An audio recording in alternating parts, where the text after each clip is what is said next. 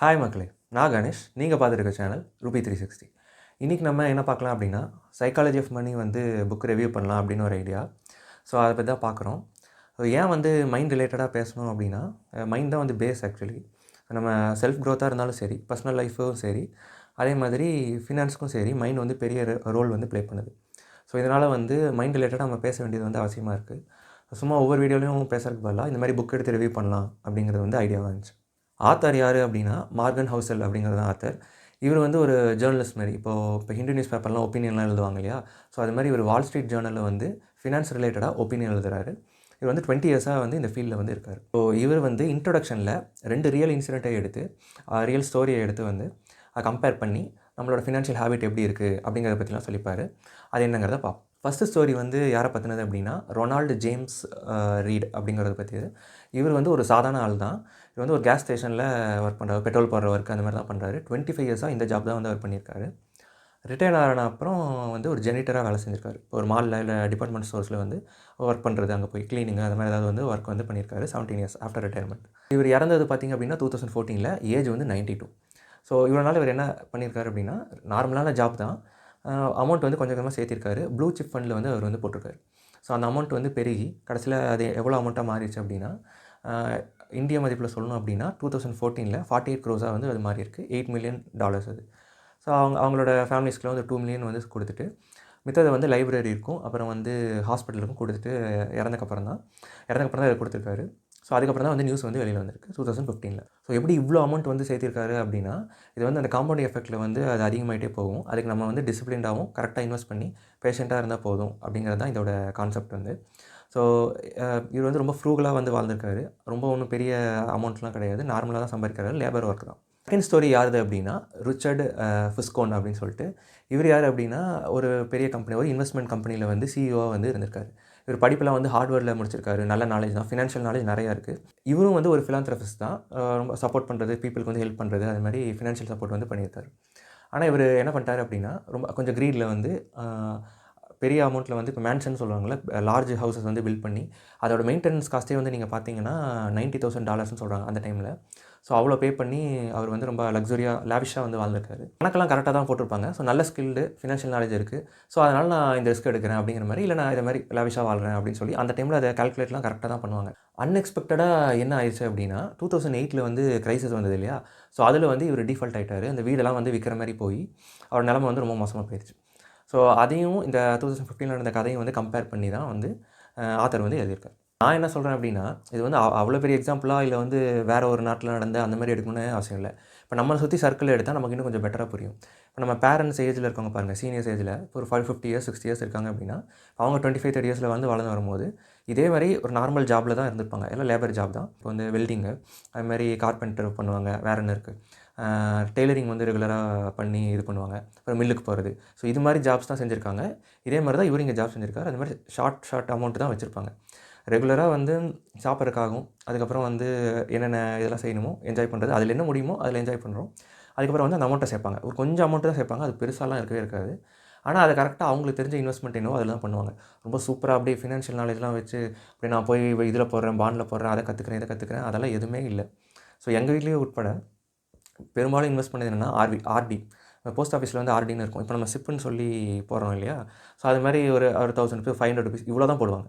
So இது மாதிரி கன்சிஸ்டண்ட்டாக எல்லோரும் ஒரு சைடில் சேர்த்து வைக்கிறது. அப்புறம் சிட்டு போட்டு கோல்டு வாங்குறது. ஸோ இது மாதிரி ஆக்டிவிட்டி ஒரு சேவிங் கல்ச்சர் அந்த டைமில் ரொம்ப ஹெவியாக இருந்தது. ஸோ அதை ப்ராப்பராக இன்வெஸ்ட் பண்ணுறாங்க, அதை இன்னும் புரிஞ்சுக்கிறாங்க, இதெல்லாம் எதுவுமே தெரியாது. ஆர்டி மீனிங் கூட தெரியாது, என்ன இன்ட்ரெஸ்ட் ரேட் எதுவுமே தெரியாது. இப்போ போனால் இவ்வளோ அமௌண்ட் போடுறோம், முடியும் போது வரும்போது கொஞ்சம் சேர்த்து எக்ஸ்ட்ரா வரும், நம்ம கையில் இருந்தால் செலவாயிரும். ஸோ அதனால் நம்ம போய் சேவ் பண்ணுறதுக்காக இதிலே போடுவோம் அப்படிங்கிற நாலேஜ் மட்டும்தான் இருந்தது. ஆனால் அவங்களே பெட்டர் கார்பஸை சேர்த்துட்டாங்க. அவங்களோட சேலரி கணக்கில் நீங்கள் பார்த்தீங்கன்னா, அவங்க லம்பாக அவ்வளோ சம் சேர்க்க முடியுது. பட் இன்றைக்கி ஜென்ரேஷனால் அப்படி சேர்க்க முடியல. நம்மளோட சேலரிக்கு அந்த டைம்ஸ் மல்டிப்ளை பண்ணோன்னா நம்ம லட்சக்கணக்கில் வச்சுருக்கணும் நிறையா. நம்ம ஃபினான்ஷியல் நாலேஜ்லாம் நல்லா தெரிஞ்சுக்கணும், நல்லா எஜுகேட்டடாக இருப்போம், இன்ட்ரெஸ்ட் ரேட்ஸ்லாம் பார்ப்போம், அது பண்ணணும் இது பண்ணணும், இதை லேர்ன் பண்ணுறேன், இதை தூக்கி அங்கே போடுறேன், அதை பண்ணுறேன், ரொம்ப ஆக்டிவாக நம்ம எல்லாம் பண்ணாலுமே காசு நிற்கல தான். லாங் ரனில் சேர்க்கவே முடியல. ஒரு ஹியூஜ் சம்மாக, ஒரு ஹியூஜ் கார்பஸாக வளர விடல, நம்ம அதை சேர்க்கவும் இல்லை. எக்ஸாம்பிள் தான், நீங்கள் ஆஸ் அ ஹோலாக எடுத்துக்க வேணாம். அது சீனியர்ஸ்லாம் சூப்பர், நம்மலாம் கம்மி அப்படிங்கிறலாம் கிடையாது.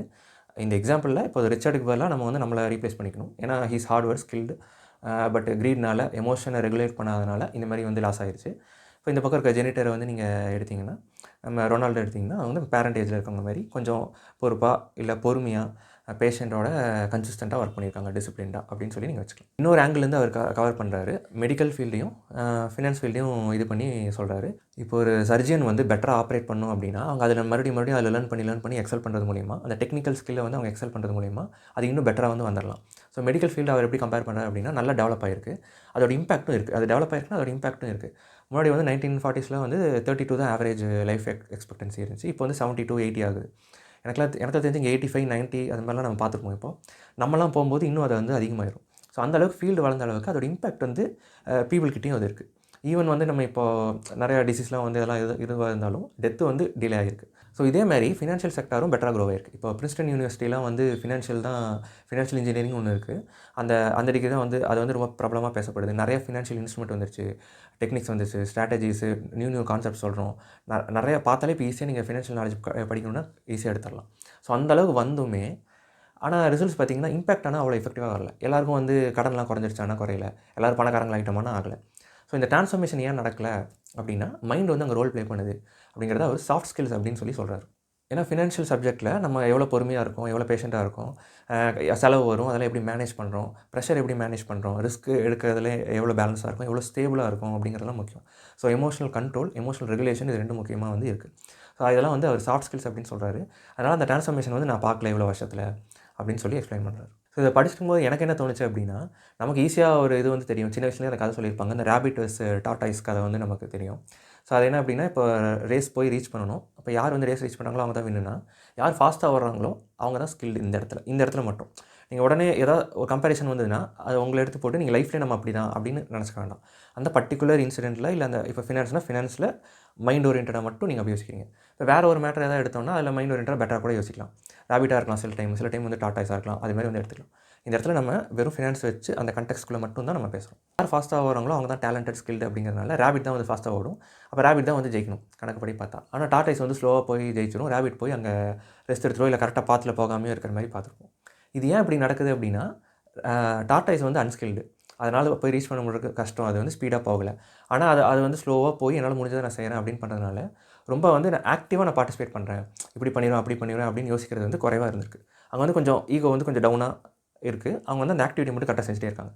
இதே மாதிரி நீங்கள் பார்த்தீங்கன்னா பேரண்ட்ஸ் சைடில் அப்படி தான், ரொம்ப எஜுகேஷன் அதெல்லாம் கிடையாது. அப்படி இருக்கவங்க மைண்டை ப்ராப்பராக ரெகுலேட் பண்ணிடுறாங்களா அப்படின்னா அப்படி ஜென்ரலாக சொல்லிட முடியாது. எஜுகேஷன் இருக்கவங்க மைண்டை ப்ராப்பராக ரெகுலேட் பண்ண மாட்டாங்களான்னா அப்படி அர்த்தம் இல்லை. எல்லாருக்கும் 24 ஹவர்ஸ் இருக்குது, அதிக டைம் ஸ்பெண்ட் பண்ணியிருக்கோம். ஃபினான்ஸில் மட்டும் இந்த எக்ஸாம்பிள் அப்படிங்கிறத நீங்கள் புரிஞ்சுக்கணும். ராபிட் வந்து ஸ்கில்டுங்கிறதுனால ரிஸ்க் எடுக்கும். இந்த ஸ்கில்னா ரன்னிங் வேகமாக வர்றதுனால இங்கே ஸ்கில்லுங்கிறதுனால அது எபிலிட்டி. இப்போ இந்த மாதிரி நம்ம எந்த ஃபீல்டில் நம்ம நாலேஜ் வச்சிருந்தாலும் எனக்கு எபிலிட்டி இருக்குன்னா நம்ம ரிஸ்க் எடுக்க ஆரம்பிப்போம். ஸோ இந்த ரிஸ்க் வந்து என்ன பண்ணுது அப்படின்னா நம்மளை லாஸ் பண்ணிடுது, இல்லைனா லாங் ரனில் சஸ்டெயின் பண்ணாமல் நான் இன்னும் அதிகமாக படித்து எனக்கு ஷார்ட்டாக வந்து earn பண்ணிடணும், உடனே கிடச்சிடணும், 1 வருஷத்தில் 5 வருஷத்தில் 3 வருஷத்தில் எனக்கு கிடைக்கணும் அப்படின்னு நம்ம யோசிக்கிறோம். அதுக்காக நம்ம என்ன பண்ணுறோம் அப்படின்னா இந்த லாங்காக வெயிட் பண்ணுறதை அவாய்ட் பண்ணுறதுக்கு பதிலாக ஷார்ட் டேர்மில் இது பண்ணுறதுக்கு நான் இன்டென்ஸாக நாலேஜ் போடுறேன், நான் இன்னும் அதிகமாக கற்றுக்கிறேன், அதை பற்றி தெரிஞ்சுக்கிறேன், இதை பற்றி தெரிஞ்சுக்கிறேன்னு பண்ணுறோம். இது வந்து வேறு ஃபீல்டில் நம்ம பண்ணோன்னா ஒர்க் ஆகும். ஒரு சர்ஜரியில் பண்ணால் அது ஒர்க் ஆகுது அப்படிங்கிறதான் எக்ஸாம்பிளாக இருக்குது. ஆனால் ஃபினான்ஸ் ஃபீல்டில் பண்ணால் ஒர்க் ஆகாது, அதில் மைண்ட் ரொம்ப ரிலவெண்ட் ஆகி இருக்குது. ஓவராலாக சம்மரி பண்ணி சொல்லணும் அப்படின்னா இந்த இடத்துல டார்டாய்ஸ் வந்து சீனியர்ஸ்னு வச்சுக்கலாம். அதே மாதிரி நம்மளோட ரொனால்ட் ரீட் அவர் வந்து வச்சுக்கலாம். அதே மாதிரி ரிச்சர்டு நம்ம ஜென்ரேஷன் எடுத்துக்கலாம். அப்புறம் வந்து ராபிட். ஸோ இது 3 வந்து ஒரு கேட்டகரியாக வந்து நம்ம பிரிச்சுக்கிறோம் இந்த ஃபினான்ஷியல் கண்டெக்ஸ்ட்டில் மட்டும். அது இப்போ என்ன பண்ணலாம் அப்படின்னா, இப்போ நமக்கு ராபிட் மைண்ட் செட் இருக்குது, நல்ல ஸ்கில் இருக்குது, நான் எதாவது பெட்டராக பண்ணிடுவேன் அப்படின்னு நம்ம நினைக்கிற மைண்ட் செட் இருக்குது அப்படின்னா நம்ம கொஞ்சம் ஸ்டேபிளாக இருந்தோம், பேஷண்ட்டாக பொறுமையாக இருக்கிறதும், அதே மாதிரி கன்சிஸ்டண்ட்டாக ரெகுலராக செஞ்சுட்டே வரதான் முக்கியம். ரொம்ப போரிங்காக தான் இருக்கும், ஆனால் அதுதான் ஒரு வழி. இதே வந்து நீங்கள் ஆல்ரெடி வந்து கொஞ்சம் ஸ்லோவாக ஸ்டேபிளாக இது பண்ணுறீங்க, அதே மாதிரி டிசிப்ளின்டாக இருக்கீங்க அப்படின்னா நீங்கள் வந்து பெட்டர் இன்வெஸ்ட்மெண்ட் ஆப்ஷன் என்ன அப்படிங்கிறத இப்போ ஆர்டி இதில் போடுறதுக்கு பதிலாக இந்த ரொனால்டு போட்ட மாதிரி ப்ளூ சிப்லையும் அது மாதிரி போட்டிருந்தா அது இன்னும் கொஞ்சம் ஹையராக போயிருக்கும். ஜஸ்ட் ஒரு ஹையர் வெர்ஷன் அவ்வளோதான். பட் ஏதோ ஒரு கார்பஸ் வந்து சேர்க்க முடியும் தான் எப்படியும். ஃபினான்ஸை பொறுத்த வரைக்கும் இன்றைக்கி ஜென்ரேஷனில் வந்து அந்த டிசிப்ளினாக இருக்கிறது அது வந்து ரொம்ப போரிங்காக இருக்குது. சடனாக எனக்கு கிடைக்கணும், ஏன்னா எனக்கு ஸ்கில் இருக்குது, எனக்கு எபிலிட்டி இருக்குது, நான் வந்து அடித்து காட்டுவேன் அப்படின்னு நம்ம நினைக்கிறோம். ஸோ அதை வேறு ஃபீல்டில் பண்ணால் அது அப்படி தான் மைண்ட் ஒர்க் ஆகுது. ஸோ வேறு ஃபீல்டில் அதை பண்ணி நம்ம ஈல்டு எடுக்கலாம். ஏதோ பேஷனேட்டாக இருக்கும், ஒரு டிராயிங் வரைகிறீங்க, வேறு ஏதாவது ஒரு ஆக்டிவிட்டி பண்ணுறீங்க, இல்லை உங்களோட கரியரில் நீங்கள் க்ரோ பண்ணணும்னு நினைக்கிறீங்க, இல்லை உங்களுக்கு பேஷனேட்டாக எதாவது இருக்குது அதை பண்ணணும்னு நினைக்கிறீங்க, அதிலெல்லாம் நீங்கள் கண்டினியூஸாக அந்த டெக்னிக்கல்லே லேர்ன் பண்ணிட்டே இருந்தீங்கன்னா அது இம்ப்ரூவ் ஆகும். ஃபினான்ஸில் மோர் அண்ட் மோர் டெக்னிக்கலாக போகிறதுனால அது இம்ப்ரூவ் ஆகலாம். ஆனால் ஒர்க் ஆகிறது ஏதோ ஒரு 2% தான் ஒர்க் ஆகும். ஒரு ஹார்ட்வேர் யூனிவர்சிட்டிக்கே அது ஒர்க் ஆகலை, ஏதோ எமோஷனல் ரெகுலேட் பண்ணாமல் விட்டதுனால அது வந்து ஒர்க் ஆகாமல் போயிடுச்சு. ஸோ நம்ம ரெண்டுமே பேலன்ஸாக கொண்டு போகணும். அதில் ப்ரைமரியாக வந்து 80% வந்து ஃபினான்ஸில் மைண்டை ரெகுலேட் பண்ணுறதா தான் இருக்குது, சாஃப்ட் ஸ்கில்ஸாக தான் இருக்குது அப்படிங்கிறத நம்ம வச்சுக்கலாம். இன்னொன்று என்ன அப்படின்னா, இந்த மாதிரி லாங் ரன்னில் சேர்த்து வச்சு அப்போ என்ன பண்ண போகிறோம் அப்படிங்கிறத நம்ம சொல்கிறோம். அதுக்கு தான் நம்ம இப்போ 60 இயர்ஸ் 58 இயர்ஸில் வந்து ஜாப் முடிஞ்சிருச்சு அப்படின்னா, அதுக்கப்புறம் 20 இயர்ஸ் 25 இயர்ஸ் அது இன்னும் அதிகமாகிட்டே போகும்னு தான் நினைக்கிறேன். அவ்வளோ ஏர்ன் பண்ணுற மாதிரி வரும். அவர் எப்படி 60 இயர்ஸ் முடிஞ்சு சடனாக வேறு இடத்துக்கு வேலைக்கு போகிறாரு. நம்ம அந்த மாதிரி போகிறதில்ல. உடனே இப்போ ரிட்டயர்மெண்ட் பிளான் அது இதுன்னு பயங்கரமாக யோசிக்கணும் எல்லாம் பண்ணுறோம். ஸோ அதனால் நம்ம எதுவும் போய் மறுபடியும் ஜாபாக ஒரு ஆக்டிவிட்டியாக பண்ணுற மைண்ட் செட்டில் இல்லை. அப்போ இப்போயே சேர்த்து முடிக்கணும்னு பார்க்குறோம். ஆனால் ரொம்ப கான்சென்ட்ரிக்காக, ரொம்ப ஃபோக்கஸ்டாக, ஆக்டிவாக இது பண்ணி ஒர்க் பண்ணிடலாம் அப்படின்னு நம்ம யோசிக்கிறோம். நெக்ஸ்ட் வந்து எக்ஸப்ஷனல் கண்டிஷன் எப்பவுமே இருக்கும். எக்ஸப்ஷனில் எடுத்து அதை வந்து மறுபடியும் பேசி அதை ஜென்ரலைஸ் பண்ண முடியாது. மெஜாரிட்டியாக தான் நம்ம ஜென்ரலைஸ் பண்ணணும். எக்ஸப்ஷனாக இப்போ யாராவது டக்குன்னு ஆக்ஷன் ஆகிடுச்சு இறந்துட்டாங்க அப்படின்னா, இவ்வளோ நாள் சேர்த்து வச்ச காசு எனக்கு இப்படிலாம் யோசிச்சிங்கன்னா அது வந்து ரொம்ப கஷ்டம். உங்களுக்கு அது இன்ட்ரெஸ்ட் இல்லைனா நீங்கள் எப்படி வேணால் நீங்கள் சந்தோஷமாக வாழ்ந்துட்டு போயிடலாம். அது உங்களுடைய விருப்பம் தான், உங்களுடைய சாய்ஸ், யாரும் கேட்கப்படுறதில்ல. ஆனால் அது ரேர் பர்சன்டேஜ் அப்படிங்கிறது மட்டும் தெரிஞ்சுக்கோங்க. மெஜாரிட்டி வந்து இப்படி ஸ்லோவாக ஸ்டெடியாக போனவங்க தான் சக்ஸஸ் ஆகிருக்காங்க. ஒரு ஜென்ரேஷனே தூக்கி வந்து நிறுத்தியிருக்காங்க சீனியர்ஸ் அப்படின்னு தான் சொல்லணும். கரெக்டான படிக்க வச்சு கரெக்டாக கொண்டு போய் நிறுத்தி, அதேமாதிரி ஒரு கார்பஸ் ஏதோ ஒரு இப்போ மேரேஜ் போகணும் அப்படின்னா சடனாக ஒரு அமௌண்ட் வந்து வச்சுருக்காங்க. எப்படி வச்சுருக்காங்கன்னே தெரியல. கொஞ்சம் வந்து சேர்க்குறாங்க. ரொம்ப ஒன்றும் இது இல்லை. ஸோ அதை வச்சு நம்ம வந்து எக்ஸாம்ஸாக பார்க்கலாம். இன்றைக்கி வந்து நம்ம இன்ட்ரோ மட்டும்தான் பார்த்துருக்கோம். இப்போ ஒரு 20 சாப்டர்ஸ் வந்து எழுதியிருக்காரு. ஒவ்வொரு சாப்டராக வந்து தனித்தனியாக பார்க்கலாம். ஏன் வந்து ஒரு புக்கை வந்து கண்டினியூஸாக அப்படியே ரிவ்யூ பண்ணுறது, இல்லைனா வந்து ஒவ்வொரு சாப்டரையும் வந்து ஷார்ட்டாக வந்து போடலாம். ஸோ எனக்கு பர்சனலாகவே எனக்கு வந்து அது சாட்டிஸ்ஃபைடாக இல்லை. ஏன்னா அது மாதிரி போகிறது வந்து உங்களுக்கு ஜஸ்ட்டு ஒரு டச்சப் மாதிரி தான். அதுக்கப்புறம் நீங்கள் எடுத்துகிட்டு போய் அதை வந்து ஃபுல்லாக வந்து படிக்கணும். இப்போ படிக்க இன்ட்ரெஸ்ட் இருக்கவங்க டேரெக்டாக புக் வாங்கி அதை நீங்கள் படிக்கலாம். பட் என்னென்னா புக்கு வந்து ரொம்ப போரிங்காக இருக்கும். ஆல்ரெடி ராவாக இப்படி புக்கை வந்து இப்படி பேசிட்டு இருக்கிறதே போரிங்காக தான் இருக்கும். ரொம்ப அப்படியே அட்ராக்டிவாக ஒரு ஃபிலிம் மாதிரி எடுக்க சொல்லி அவ்வளோ ரொம்ப ப்ரெஷரைஸ்டாக இருக்குது ஒரு யூடியூப் சேனல் நடத்த வரும்போது. ஜென்ரலாக கண்டென்ட் கவனிக்க வரவங்க கரெக்டாக கண்டென்ட் கவனிச்சிட்டு போயிடுவாங்க. ஸோ அது ரொம்ப எண்ணிக்கையில் கம்மியாக இருக்குது. ஜென்ரேஷன் மாறிட்டே வருதுங்கிறனால அது மாதிரி அடிஷ்னல் ஆக்டிவிட்டி வந்து பண்ணலாம். சாய்ஸ் தான் நான் ஃப்யூச்சரில் பண்ணுறேன். பட் எனக்கு தெரிஞ்சு இப்போ நம்ம ஒரு புக் ரிவ்யூ வந்து பார்க்குறோம் அப்படின்னா, அதை ஃபுல்லாக புக்கை வந்து யாரும் படிக்கிற ஹேபிட் இல்லாதவங்க வந்து அதை படிக்கிறது இல்லை. ஏன்னா ரொம்ப புக்கு வந்து பிளாக் அண்ட் ஒயிட்டாக அப்படியே இருக்குது. விஷுவல் வந்து நீங்கள் தான் பண்ணணும். எந்த ஆடியோ எந்த ஒரு இதுவுமே இருக்காது. இப்போ ஓனாக இன்ட்ரெஸ்ட் எடுத்து ஒரு நீடு இருந்து, ஒரு டிமாண்ட் இருந்து, இல்லை பெயினில் இருக்கும்போது, அடிபட்டா வரும்போது டக்குன்னு நம்ம இப்போ படிக்கிறோம். ஸோ அட்லீஸ்ட் அதை வந்து எடுத்து சொல்லலாம் வேறு ஃபார்மேட்டில் அப்படிங்கிறக்காக நான் ஒவ்வொரு சாப்டராக வந்து உரிப்பேன். ஸோ வேணுங்கிறவங்க வந்து பார்க்கலாம். வேண்டாதவங்களும் பாருங்கள். யூஸ்ஃபுல்லாக இருக்கும்.